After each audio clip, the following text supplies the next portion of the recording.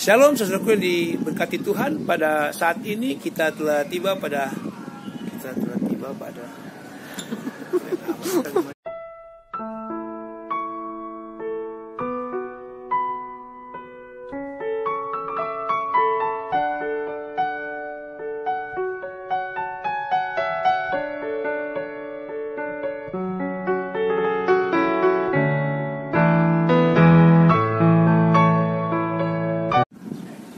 Shalom saudaraku yang diberkati Tuhan. Pada saat ini kita telah tiba di akhir pelajaran Sekolah Sabat triwulan pertama tahun 2019. Dan pelajaran Sekolah Sabat tanggal 30 Maret tahun 2019 berjudul Aku Menjadikan Segala Sesuatu Baru. Saudara yang diberkati Tuhan, kehancuran Babel akhir zaman adalah kabar buruk bagi mereka yang mengikuti sistem agama yang murtad. Dan bagi umat Allah, kehancuran Babel akhir zaman adalah kabar baik, karena itu merupakan pembebasan dan keselamatan. Sebagaimana yang dicatat dalam Wahyu pasal 19 ayat 1 sampai ayatnya yang ke-7. Dengan hancurnya Babel akhir zaman, maka doa umat Allah di dalam meterai yang kelima, sebagaimana dicatat Wahyu pasal 6 ayat 9 sampai 11, terjawab sudah. Dengan demikian, kitab Wahyu memberikan jaminan bahwa penindasan, kejahatan dan penderitaan pasti berakhir. Saudaraku yang dikasihi dalam Tuhan, pelajaran saat ini saatnya bagi Kristus untuk menyatakan kerajaannya yang kekal. Dan itu dinyatakan di dalam Wahyu pasal 19 sampai Wahyu pasal 22. Dan pasal-pasal itu menggambarkan tidak hanya kehancuran Babel akhir zaman, namun juga kehancuran iblis dan segala kejahatan. Sebelum saya memaparkannya di dalam pelajaran kita dari hari ke hari, mari kita tunduk kepala dan kita berdoa. Bapa di surga, pada saat ini kami membutuhkan pertolongan Tuhan. Kami membutuhkan pimpinan Tuhan supaya kami dapat mengerti akan pelajaran pada saat ini. Terima kasih Bapa, di dalam nama Tuhan Yesus. Amin. Pelajaran hari Minggu dengan judul Pernikahan Anak Domba. Saudara, di dalam Wahyu pasal 19 ayat 6 sampai ayat yang ke-9, Tuhan menggunakan lambang dari pernikahan orang Yahudi untuk mengajarkan kebenaran kepada kita. Saudara, pernikahan orang Yahudi di mana calon mempelai pria akan pergi ke rumah tunangannya untuk bertunangan. Setelah mahar dibayar, maka pasangan itu dianggap telah menikah, namun mereka belum dapat hidup bersama. Mempelai pria akan kembali ke rumah bapaknya untuk mempersiapkan tempat bagi mereka. Dan mempelai wanita akan tetap tinggal di rumah orang tuanya untuk mempersiapkan dirinya. Setelah persiapan selesai, mempelai pria akan kembali menjemput mempelai wanita dan membawa ke rumah bapaknya untuk mengadakan pesta pernikahan. Saudaraku yang dikasihi Tuhan, 2000 tahun yang lalu, Kristus telah meninggalkan rumah surgawi untuk bertunangan dengan mempelainya di bumi. Setelah membayar lunas mahar dengan darahnya di Golgota, Kristus kembali ke rumah Bapa untuk mempersiapkan tempat bagi mempelainya. Yohanes 14 ayat 2 dan 3. Saat di mana mempelai wanita pada saat itu di dunia mempersiapkan dirinya. Dan di akhir zaman, Kristus akan datang menjemput mempelainya dan membawanya ke rumah Bapa. Lalu di Wahyu pasal 19 ayat yang ke-8, di situ dinyatakan bahwa Kristus memberikan lenan halus yang putih bersih kepada mempelai wanita. Hal ini menunjukkan bahwa umat Allah tidak memiliki jasa atas perbuatannya. Dan itu juga melambangkan tindakan pembenaran bagi orang-orang kudus. Suatu tindakan yang dihasilkan lewat penyatuan hidup mereka dengan Kristus. Dan di dalam Wahyu pasal 3 ayatnya yang ke-18, Yesus menawarkan kepada jemaat Laodikia untuk membeli jubah daripadanya, yang merupakan kebutuhan terbesar dari umat Allah yang hidup pada zaman akhir. Saudara, yang dimaksud dengan membeli dalam ayat itu adalah Yesus meminta sesuatu kepada kita untuk ditukarkan dengan apa yang Yesus tawarkan kepada kita. Di mana kita harus menyerahkan roh merasa puas diri dan percaya diri untuk ditukarkan dengan satu kehidupan yang setia dalam penurutan kepada Kristus dan percaya kepada jasa-jasanya sebagai satu-satunya harapan keselamatan kita. Pelajaran penting pada hari Minggu adalah sebagaimana pernikahan orang Yahudi, maka umat Allah juga harus mempersiapkan diri untuk menyambut mempelai pria pada saat kedatangannya, yaitu dengan menggunakan jubah pemberian mempelai pria, yaitu perbuatan-perbuatan yang benar lewat penyatuan hidup mereka dengan Kristus. Pelajaran hari Senin dengan judul Perang Harmagedon berakhir. Saudara, di dalam Wahyu pasal yang ke-19 ayat 11 sampai ayat yang ke-16, Yohanes menggambarkan tentang kedatangan Yesus yang kedua kali, di mana Yohanes melihat seekor kuda putih yang ditunggangi oleh yang bernama yang setia dan yang benar, yang akan menghakimi dan berperang dengan adil. Di ayat yang ke-11. Lalu di ayat yang ke-12 dinyatakan matanya bagaikan nyala api dan di kepalanya terdapat banyak mahkota dan tertulis nama yang tidak diketahui seorang pun kecuali ia sendiri. Lalu di ayat yang ke-13, ia memakai jubah yang dicelup dalam darahnya dan namanya adalah Firman Allah. Dan di ayat yang ke-15, dari mulutnya keluar sebilah pedang tajam. Dan selanjutnya di ayat yang ke-16 dinyatakan bahwa pada jubah dan pahanya tertulis Raja segala raja dan Tuan dari atas segala Tuan.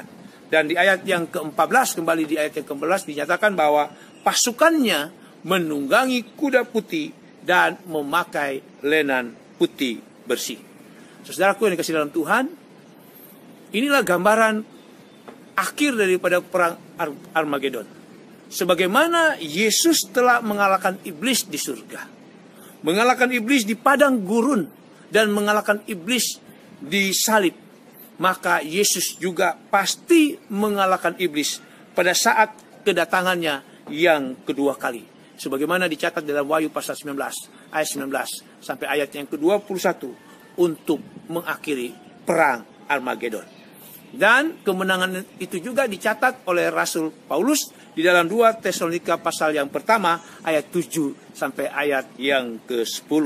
Di mana di situ dinyatakan bahwa Yesus pada saat kedatangannya yang kedua kali, semua kekuasaan sekuler dan agama yang menyimpang, yang berkonspirasi melawan Yesus, pada akhirnya dihancurkan dan dikalahkan. Dan umat tebusannya dibebaskan untuk menikmati masa kekekalan. Saudaraku, pelajaran hari Senin, pelajaran pentingnya adalah sebagaimana Yesus telah mengalahkan iblis di surga, mengalahkan iblis di padang gurun, dan juga mengalahkan iblis di salib, maka Yesus juga pasti mengalahkan iblis pada saat kedatangannya yang kedua kali, dan itu mengakhiri perang Armagedon. Pelajaran hari Selasa dengan judul Masa 1000 Tahun. Saudaraku, masa 1000 tahun atau milenium diawali dengan kedatangan Yesus yang kedua kali. Dan pada saat itu, saudara, iblis akan ditangkap dan dirantai. Rantai yang mengikat iblis adalah bersifat simbol, sebab makhluk roh tidak dapat diikat secara fisik. Iblis diikat dengan rantai, maksudnya adalah iblis diikat oleh rantai keadaan. Mengapa? Karena malapetaka telah menghancurkan dan mengosongkan bumi dan membawa iblis dalam kondisi sunyi dan telanjang sebagaimana dicatat dalam Wahyu pasal 17 ayatnya yang ke-16. Dan bumi berfungsi sebagai penjara bagi iblis selama 1000 tahun. Sebab tidak ada lagi manusia yang dapat digoda oleh iblis, sebagaimana dicatat dalam Wahyu pasal 20 ayatnya yang ketiga. Iblis dan pengikut-pengikutnya tidak dapat berbuat apa-apa lagi selain merenungkan akibat pemberontakan mereka melawan Allah. Karena Wahyu pasal 20 ayat 4 sampai ayat yang ke-15 menyatakan dengan jelas bahwa umat Allah pada saat itu sudah berada di surga selama 1000 tahun. Di tempat di mana Yesus telah menyediakan bagi mereka. Lalu Yohanes melihat, saudara, mereka duduk di atas takhta sebagai raja-raja dan imam-imam untuk menghakimi dunia. Penghakiman ini, saudara, untuk menyaksikan keadilan Allah, di mana Allah memberikan izin umat tebusan untuk melihat semua catatan sejarah agar mereka mendapatkan jawaban pada setiap pertanyaan sehubungan dengan keadilan Tuhan dalam setiap keputusannya sehubungan dengan orang-orang yang tidak memperoleh hidup kekal. Dan saudara, umat Allah dimampukan untuk melampaui bayang-bayang keraguan sehingga nyatalah bahwa tuduhan iblis tidaklah berdasar. Pelajaran penting pada hari Selasa adalah iblis diikat oleh rantai yang namanya keadaan selama 1000 tahun. Sebab tidak ada manusia lagi untuk digoda. Karena umat Allah telah berada di surga selama atau pada masa 1000 tahun itu. Iblis dan pengikutnya tidak dapat berbuat apa-apa selain merenungkan akibat pemberontakan mereka melawan Allah. Pelajaran hari Rabu dengan judul Langit yang baru dan bumi yang baru. Setelah dosa dihapuskan, maka dunia ini, saudara, akan diubahkan menjadi rumah bagi umat tebusan. Itulah sebabnya di dalam Wahyu pasal yang ke-21 ayat 1, Yohanes melihat langit yang baru dan bumi yang baru.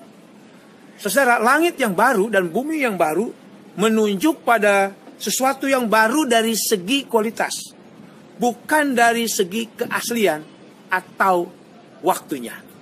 Di mana pada saat bumi itu dibarui, maka bumi ini akan dimurnikan dengan api dan dipulihkan kepada keadaan yang semula, pada keadaan yang sebelumnya, sebagaimana dicatat dalam 2 Petrus 3 ayat 10 sampai ayatnya yang ke-13.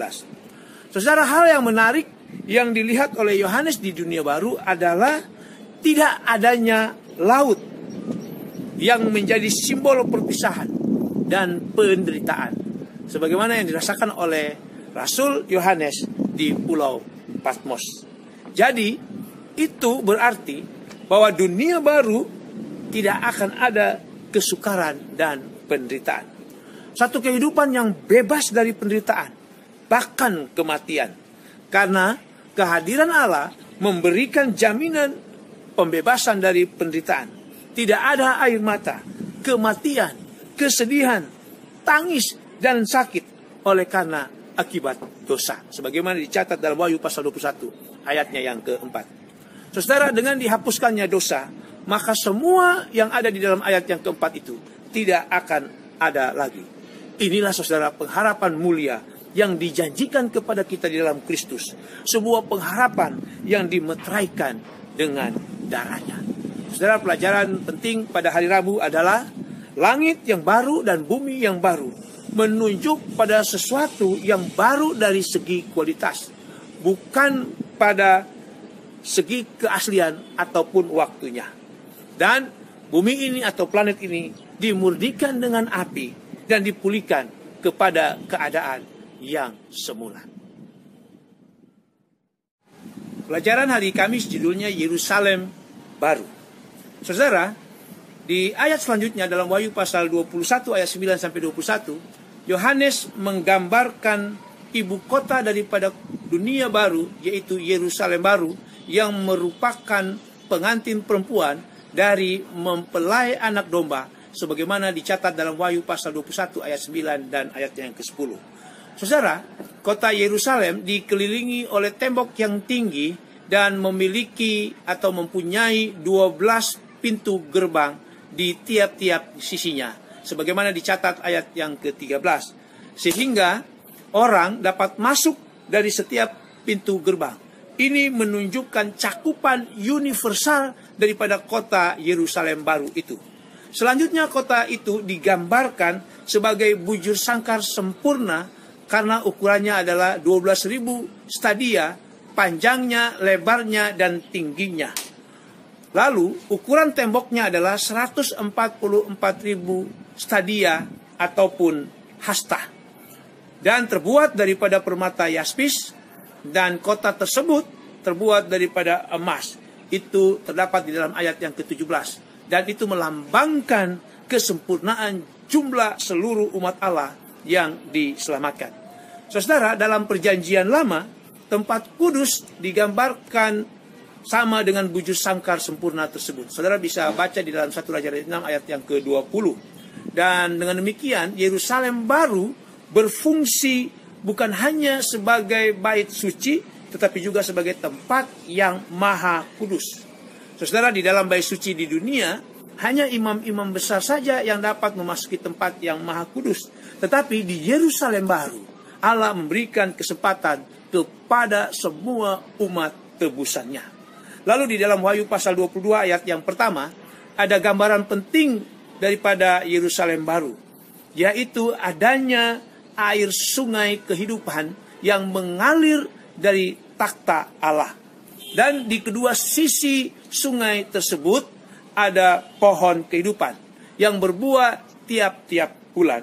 Dan daunnya digunakan untuk menyembuhkan bangsa-bangsa. Sebagaimana dicatat dalam Wahyu pasal 22 ayatnya yang kedua. Saudara, penyembuhan di sini bukan berarti masih adanya penyakit di dunia baru atau di Yerusalem baru tersebut. Sebab di dunia baru tidak ada sakit penyakit lagi. Dan penyembuhan yang dimaksudkan di dalam ayat ini adalah penyembuhan luka di dalam hati yang disebabkan oleh halangan yang merintangi, yang memisahkan mereka.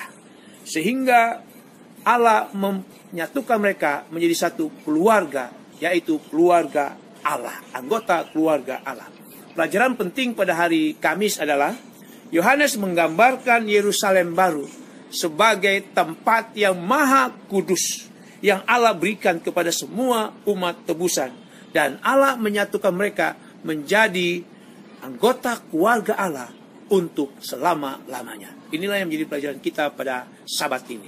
Mari kita tunduk kepala dan kita berdoa. Bapa di surga, pada saat ini kami bersyukur, berterima kasih oleh karena Tuhanlah kami boleh mengerti pelajaran pada saat ini. Kami berterima kasih oleh karena ada jaminan Tuhan bahwa kejahatan, penindasan, dan penderitaan yang disebabkan oleh iblis, semua itu akan berakhir. Dan bila mana kami tetap setia di dalam Tuhan, dengan pertolongan Tuhan, maka kami akan menerima janji keselamatan yang Tuhan berikan itu.